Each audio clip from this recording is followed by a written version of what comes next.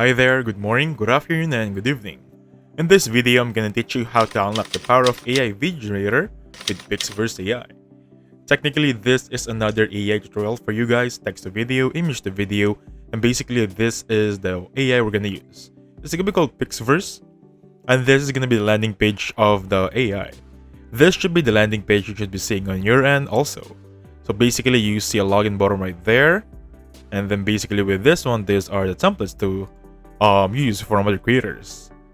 So right here, there is a very precise tutorial, but I'm gonna make a better one for you guys.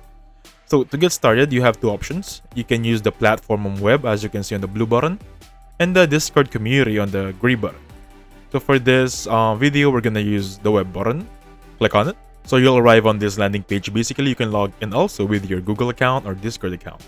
I'm gonna proceed with Google. So once logging in, you can use your dummy Google account or your Discord account. Again, this should be the landing page of the main page of PixVerse.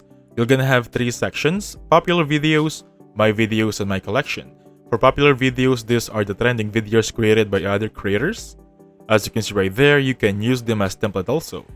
If you hover your mouse on one of each of them, you'll see the templates, or rather, sorry about that, the prompts that has been used to generate this video.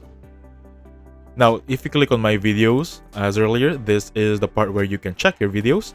My collections is the part where you can check your liked videos. For example, if you like some videos on the trending templates, it will go on my collections. So to start, you can choose create button right there. Let me just click it right now. And once you're here, you'll have two options. You can either use text to video and image to video. For this video, we're gonna use one of each and proceed with text to video first. So I'm gonna enter a very simple prompt. Let's just say a girl in a forest. Easy as that, very basic, very generic. Now you'll see right there negative prompt. I'm sure you're familiar with this right now because I have a lot of videos tackling negative prompts. Just for discussion purposes, negative prompts are the characteristics or some of the materials you don't want to see on your video or image. For example, we're gonna put here blurry. We're gonna noisy right there. We're gonna put pixelated. So put anything here that you don't want to see on your prompt. Basically the negative stuff. That's why it's called negative prompt. Next one, you'll see inspiring prompts for dual clips. So by turning on this feature, your prompt will be analyzed to find the most related and appropriate prompts. This will lead to creation of two shots. So for this one, I think you can use this to make it more accurate regarding your prompt, but for now, I'm not gonna use it for this video. However, it's free to use if you're on. Again, feel free to use it. So on this end, you'll have three styles: realistic, anime, and 3D animation. For now, they only have three because this is still on beta phase. I'm gonna go with 3D animation, and aspect ratio, I'm gonna go with default 16:9.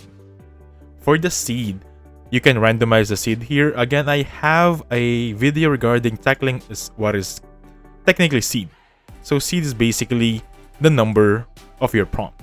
If you copy this one and create another one and paste it right there, it will create your previous prompt. So please check my video about that one to make it more detailed. Now I'm satisfied with what I have here. Simply click on create and wait for the magic to happen. So it's gonna be generating right now. I'll get back to you once it's here. So welcome back to the video. This is our generated video as of now.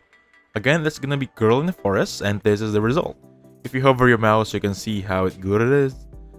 And basically with that one, if you click on it, you'll see these options on the right side. You can go create, again with this one, same prompt. However, if you want to retry and have some different variants, click on this button. So there is option for upscale, basically making it a bit more sharp, making it a little bit more high quality. I'm gonna use this upscale button at the end of the video, so please stay until the end. You have those three dots right there to open Discord or delete file.